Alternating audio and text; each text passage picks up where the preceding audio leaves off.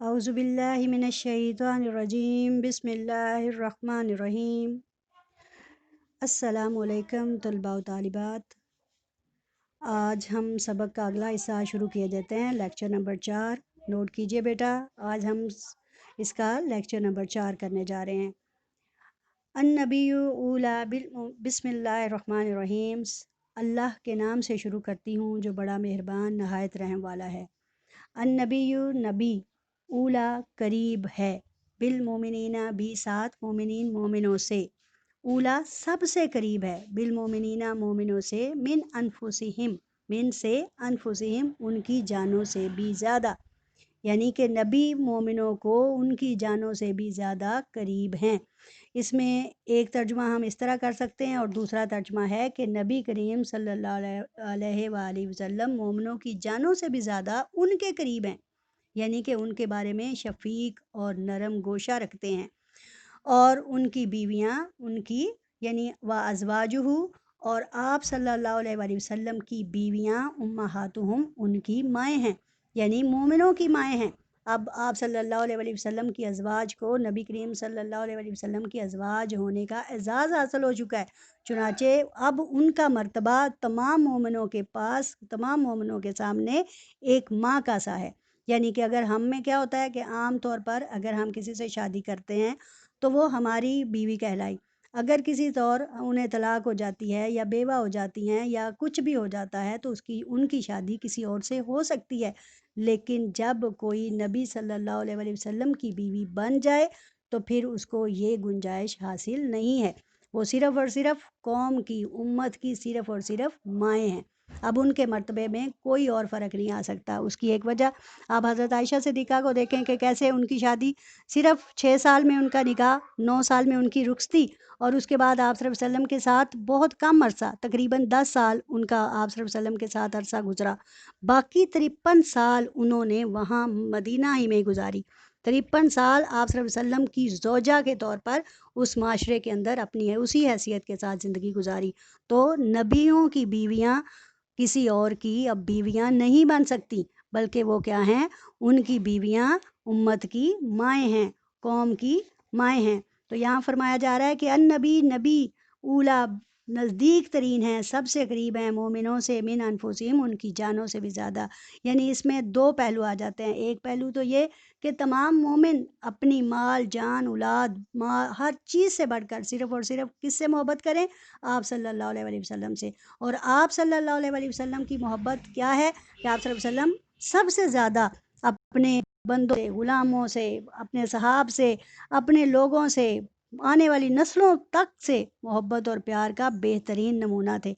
आप सल्लल्लाहु अलैहि वसल्लम के बारे में आता है, हज़रत अबू हुरैरा रज़ी अल्लाह ताला अन्हु से एक हदीस रवायत है कि मेरी और मेरी उम्मत की हालत उस शख्स की तरह है कि जिसने आग जलाई हो और मुख्तलिफ जानवर और परवाने उसमें गिरने के लिए दौड़े चले आ रहे हों, तो मैं तुम्हें तुम्हारी कमरों से पकड़ कर, यानी तुम्हारी कमरों से पकड़ पकड़ कर तुम्हें बचा रहा हूँ और तुम उसमें गिरने पर इसरार कर रहे हो। यानी कि ये आप सल्लल्लाहु अलैहि वसल्लम की किस कदर मोहब्बत है कि हम आग के गड़े पर हों और वहाँ गिरने की बार बार कोशिश कर रहे हैं, और नबी सल्लल्लाहु अलैहि वसल्लम हमें पीछे से पकड़ पकड़ कर, खींच खींच कर अपनी तरफ ला रहे हैं। और अपनी तरफ लाने का मतलब है कि इस्लाम के सलामती की तरफ ला रहे हैं। इसलिए मोमिन आप सल्लल्लाहु अलैहि वसल्लम के लिए और आप सल्लल्लाहु अलैहि वसल्लम मोमिनों के लिए बेहतरीन है। इसी को इकबाल शायद इस तरीके से बयान करते हैं, अपने शेर में फरमाते हैं, हो हल्का यारा तो बरेशम की तरह नर्म, हो हल्का यारा तो बरेशम की तरह नर्म, रज़ में हक़ व बातिल हो तो फौलाद है मोमिन। यानी कि ऐसा मोमिन होता है जब कुफ़ार के सामने होता है तो आहनी दीवार बन जाता है, डट जाता है, और जब अपने लोगों के साथ होता है तो क्या होता है, रेशम की तरह नर्म। जिस तरह कभी आपने महसूस किया, कभी कोई रेशमी दुपट्टा, कभी कोई चीज़ आपके हाथ में आए तो उसको आप पकड़ के कैसे उसी हाथ के अंदर छोटा सा बना लेते हैं, यानी इतनी कुर्बत और इतनी नरमी उसके अंदर होती है। और दूसरी तरफ अगर कुफ़ार हैं तो फिर हम मोमिन उनके सामने सीसा पिलाई दीवार हैं। तो नबी करीम सल्लल्लाहु अलैहि वसल्लम मोमिनों के लिए क्या हैं, बहुत नर्म हैं, और मोमिनों को अपनी जान से भी ज़्यादा नबी करीम सल्लल्लाहु अलैहि वसल्लम अज़ीज़ हैं, करीब हैं। और जो दूसरी बात मैंने अभी पहले भी आपको बताई वो ये कि नबी सल्लल्लाहु अलैहि वसल्लम की बीवियाँ کیا ہیں؟ مومنوں کی مائیں ہیں۔ اب آگے اس کی تفصیل بتائی جا رہی ہے وہ کیا ہے۔ وَأُولُو اور والے ارحامی، وَأُولُو الارحامی اور رحم والے رشتے، رحم یعنی جو پیٹ سے پیدا ہوئے ہیں، جو میاں بیوی کے ملاپ سے پیدا ہوئے ہیں، جو میاں بیوی کے ساتھ ایک ان میں آ جاتے ہیں بیٹے بیٹی، ماں باپ اور بہن بھائی، تایا پھوپھی، یعنی کہ جو ہم آپس کے رشتے بنتے ہیں، جو ہمارے خونی رشتے ہوتے ہیں۔ تو کیا فرمایا؟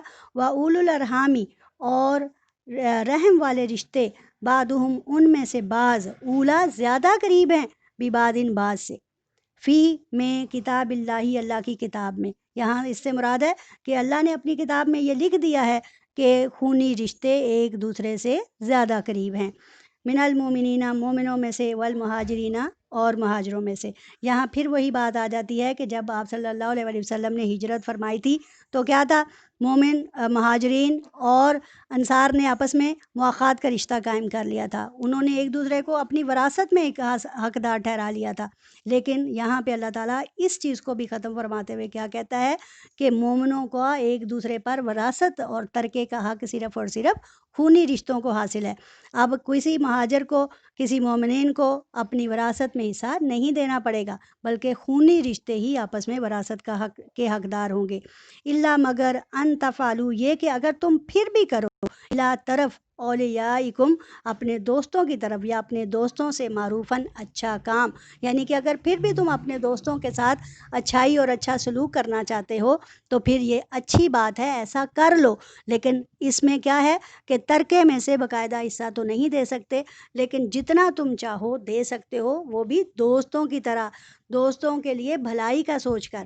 تو یہاں اسلام ہمیں کس قدر آسانی کی طرف لے کے آ رہا ہے کہ بجائے یہ کہ ہم سے ناانصافی ہو جاتی اور ہمارے خونی رشتے اپنے ترکے کے حقدار نہ ٹھہرتے، اس کی جگہ اللہ تعالیٰ نے ان کا حقوق بھی واضح فرما دیے اور یہ آسانی بھی پیدا کر دی کہ اگر آپ دوستوں کے ساتھ اچھا کرنا چاہتے ہو تو ایسا کرنا معروف ہے، ایسا کرنا اچھی بات ہے۔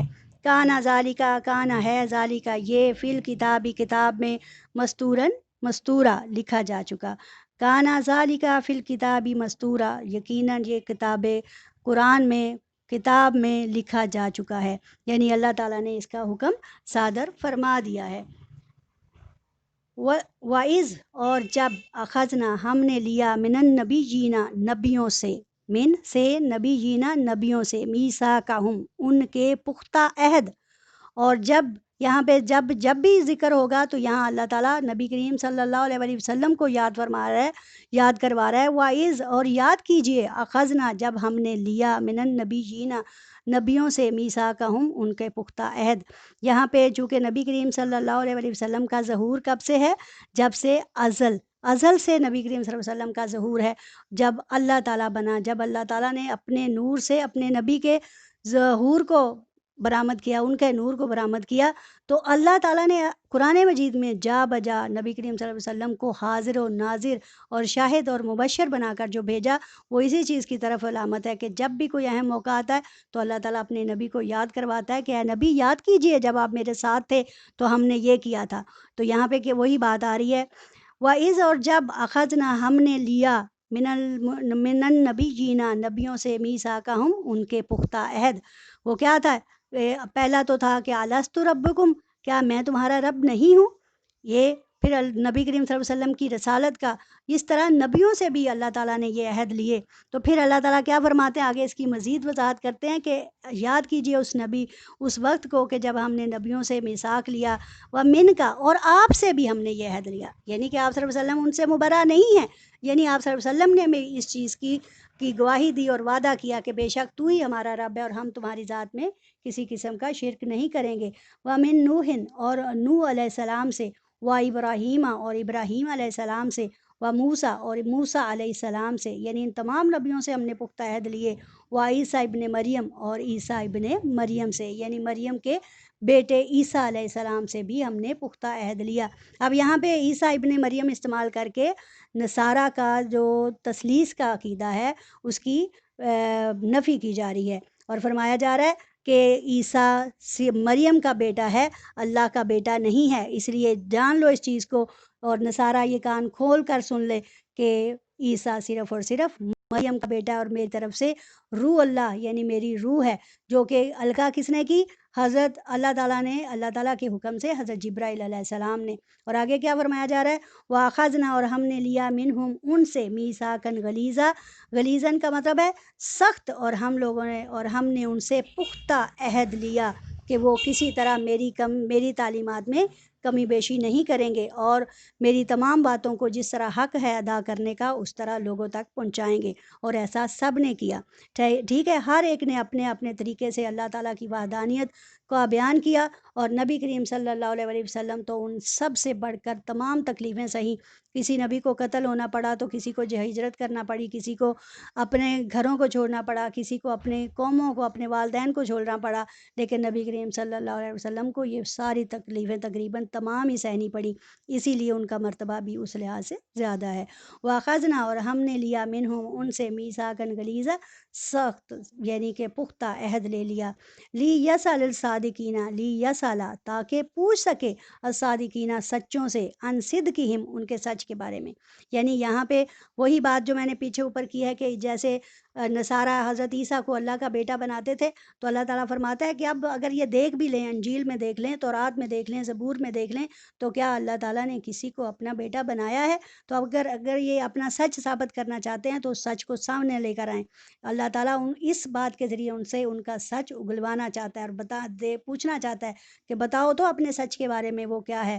وَأَعَدَّ لِلْكَافِرِينَ، اور میں نے تیار کر رکھا ہے، للکافرین کافروں کے لیے، عذاباً عذاب، علیماً دردناک عذاب ہے ان لوگوں کے لیے جو اللہ کی ذات کے ساتھ کسی کو شریک ٹھہراتے ہیں، جو اللہ تعالیٰ کے آئے ہوئے احکام کو جھٹلاتے ہیں، جو اللہ تعالیٰ کی نشانیوں کی پر کذب باندھتے ہیں، اور اس کو چھوٹے اور ہلکے اور معمولی داموں کی عوض بیچتے ہیں۔ لعنت ہے ایسے لوگوں پر۔ اسلام، مسلمان اور اللہ تعالیٰ ہمیں اسی چیز کی، اللہ تعالیٰ مسلمانوں کو اسی چیز کی تاکید فرماتا ہے کہ تم مسلمان بن جاؤ، حقیقی مومن بن جاؤ، تمام نیکیاں اور تمام فائدے، تمام صلے تمہارے لیے کھلے ہیں، جو مغفرت اور رحمانیت کی صورت میں ہمارے لیے ہیں۔ اور کافروں کے لیے اللہ تعالیٰ نے کیا عذاب تیار کر رکھا ہے؟ آگ کا عذاب۔ اس سے سوال یہ پیدا ہوتا ہے کہ کیا جنت کے ساتھ دوزخ بھی ساتھ ساتھ بنی ہوئی ہے؟ تو یقیناً جنت کے ساتھ دوزخ بھی ساتھ ہی بنی ہوئی ہے، اور دونوں کتنی بڑی ہیں یہ انشاءاللہ میں آپ کو اگلے لیسن میں مزید ڈیٹیل میں بتاؤں گی کہ اللہ تعالیٰ نے جنت اور دوزخ کس قدر بنائی ہیں، اور جنت میں کیا کن لوگوں کے لیے کیا ہے، اور دوزخ میں کن لوگوں کے لیے کیا حالات ہیں انشاءاللہ۔ الحمدللہ، وآخر دعوانا الحمدللہ رب العالمین۔